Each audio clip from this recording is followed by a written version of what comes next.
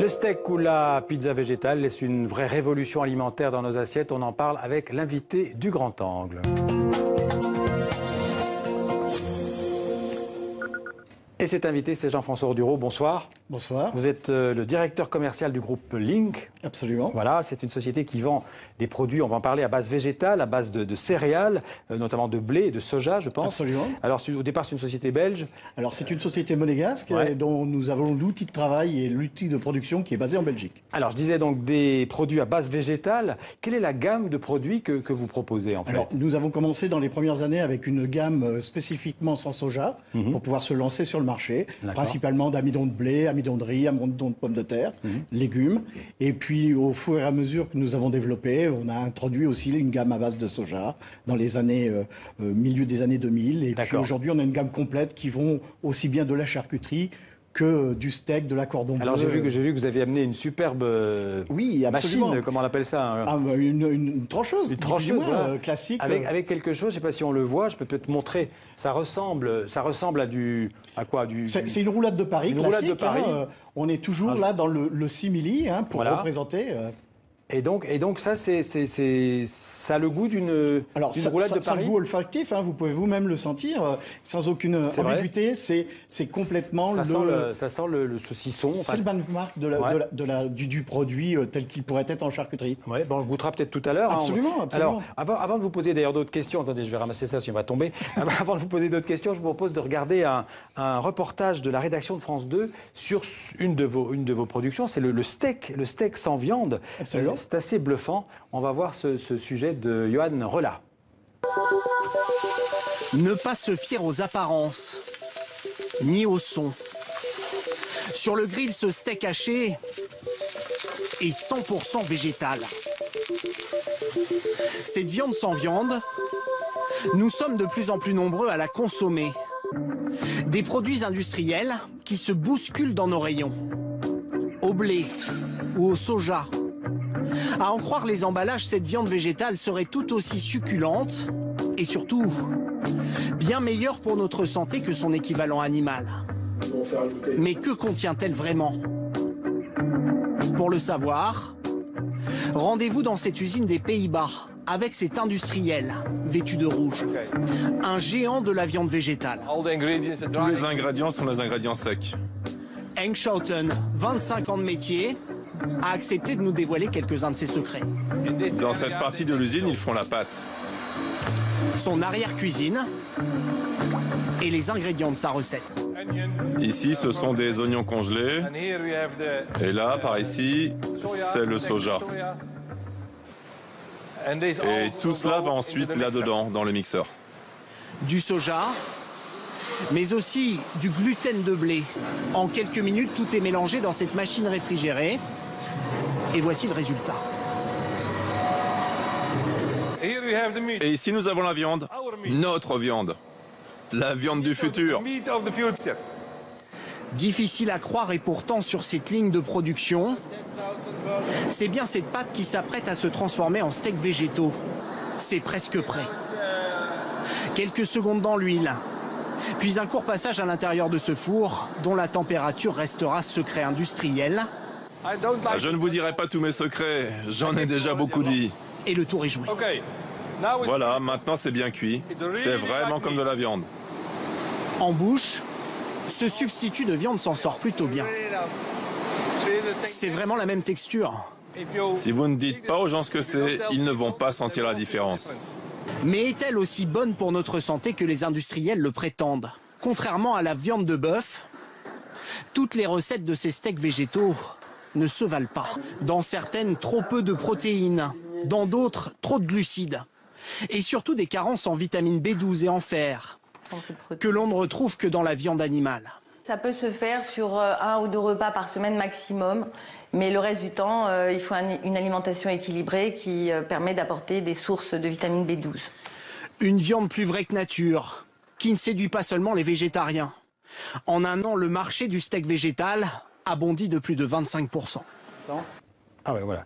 Alors, on va tout de suite réagir d'ailleurs à ces critiques de certains scientifiques ou de médecins qui disent qu'il y a des carences alimentaires, notamment, j'ai noté, de protéines, de fer, de vitamines, c'est vrai, pas vrai? Alors, le monde du végétarien, on le sait depuis toujours, la vitamine B12 et notamment aussi la vitamine C sont les 2 points de carence du régime végétarien, mais qui peut être complété, alors attention, du régime végan, hein, parce que le monde du végétarien, il a le droit à tout ce qui est ovo et lacto. D'accord, alors dites-nous justement la différence entre végan, vegan, végétalien. Alors aujourd'hui, il y a 3 grandes familles. Hein. Vous avez le végan qui est vraiment au-delà du végétarien, n'a aucune protéine animale, donc tout ce qui peut être pas issu lait, de l'œuf, pas de lait, pas de pas d'ovo, et surtout aussi un rythme de vie qui va jusqu'à ne pas porter de cuir, tout ce qui est régi par le monde animal. Tout ce qui vient du monde animal, on y touche dans pas. le monde du maquillage et tout ça. D'accord. Ensuite, vous avez le végétarien qui, lui, s'autorise donc tous les produits ovo et lacto.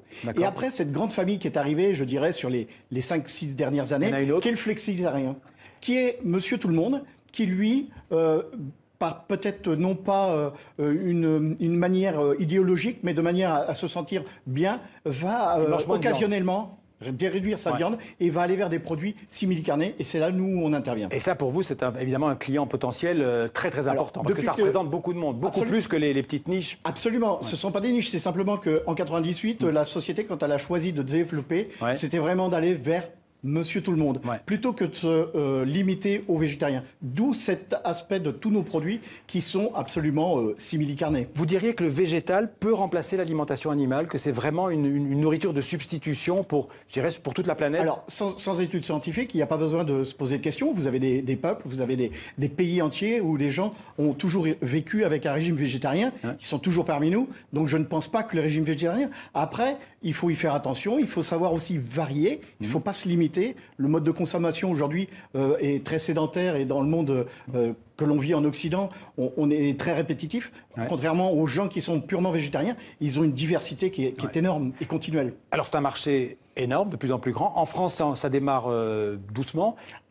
Alors, pour nous, c'est le marché européen est développé depuis longtemps, le monde du végétarien, du végan et même du flexitarien. Enfin, on n'est pas en pointe en France. La France est arrivée, je dirais, il y a 2 ans. Attention, le monde du végétarien a toujours existé en France, mais plutôt dans le réseau bio, dans le réseau spécialisé, dirons-nous, en France. Hein, il y a toujours eu des gens, ça a toujours existé. Donc le réseau bio, c'est pas pareil. Le réseau bio est d'abord, en plus, si vous voulez, ça apporte une pierre à l'édifice. Quitte à être végétarien, si en plus on peut apporter la qualité bio et puis une traçabilité des ingrédients et non plus aller chercher des ingrédients à l'autre bout du monde, définitivement, on va vers quelque chose de sensé. Justement, cette question des ingrédients, la qualité de l'origine des produits, c'est très important. Je pense que ça va être la prochaine étape, puisque justement, le végétarien devient une production massive. Donc le sourcing, c'est-à-dire aller chercher les ingrédients, fait que la difficulté, on va de plus en plus loin pour chercher les ingrédients, notamment le moins cher possible. La guerre du prix est arrivée dans le monde du végétarien, puisqu'on est rentré dans le mass market. Et à ce jour, ça va être, je pense, la prochaine étape. Et vous faites le choix de vous fournir en produits en France et en Europe? Alors, le choix, il a été fait depuis le début, puisque la société est quand même à 80%, on produit du bio. Et donc, c'est de rester sur l'Europe, un circuit court et ce qu'on appelle un clean label, c'est-à-dire des étiquettes avec le moins d'ingrédients possible. Le pari de la qualité, si on peut dire. Et le pari de la qualité, définitivement. Bon, alors vous me faites goûter Absolument. le saucisson. La démonstration. Je continue à l'appeler saucisson, mais...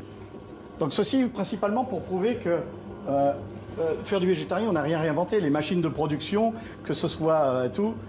Hein, la roulade de Paris classique. Hein, on y croirait. Hein. Absolument. Et c'est le but. Alors le goût, il y a des produits rajoutés chimiques ou naturels? Donc là vous êtes sur en plus un élément bio, donc aucun conservateur, aucun arôme. Pas de produits chimiques? Pas de produits, absolument pas. Vous avez, pour réaliser les couleurs et les épices, vous avez les épices qui sont là pour lui donner les couleurs que vous avez, le goût et cette sensation de simili-carné. Alors on parlait de marché français, les grands marchés c'est quoi aujourd'hui? C'est les États-Unis, absolument. C'est le Canada, et puis pour nous aussi... et le monde arabe? Alors définitivement le Middle East, hein, nous sommes présents avec un distributeur basé à Dubaï qui rayonne sur toute la région du Middle East, avec qui on travaille déjà depuis plus de 8 ans. Ce qui veut dire que le steak végétal, c'est halal? Alors ça, le végétarien, c'est fédérateur, puisque peu importe la religion, l'ethnie, vous êtes fédérateur, puisqu'on plaît à tout le monde. Donc là, on est très consensuel là-dessus, c'est vraiment... Donc pour vous, ça plaît à tout le monde. C'est un marché d'avenir. Alors, nous, ça fait longtemps qu'on y a pensé, depuis 98 tout de même, mais c'est vrai que c'est un marché porteur et qui va y avoir, qui se développe. Merci beaucoup Jean-François Dureau d'être venu nous parler de cette Merci nourriture végétale qui sera sans doute une nourriture d'avenir. Ça a l'avantage aussi de respecter probablement, on tue moins d'animaux grâce à ça. Et c'est vrai que... Mais c'est une conséquence sine qua non. Mais bon, l'avantage, c'est qu'aujourd'hui, ça répond à une demande. Finalement, c'est un résultat, j'allais dire, positif de cette nouvelle façon de fabriquer la nourriture. Absolument. Merci beaucoup d'être venu en parler dans le 64 minutes. Merci. On va tout de suite